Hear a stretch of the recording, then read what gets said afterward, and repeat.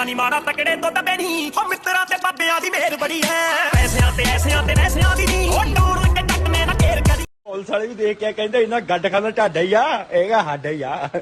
ਗਵਾਂਢੀ ਵੀ ਤੰਗ ਆਏ ਹੋਏ ਆ ਉਹ ਗਵਾਂਢੀਆ ਢੱਡੀ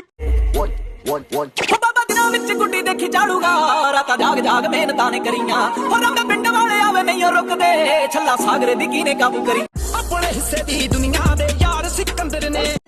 ਖੁਸ਼ੀ ਤੂੰ ਗਾਵਾਂਗੂ ਮਾਰੂ ਚੱਕ ਚੱਕ ਕੁੜੇ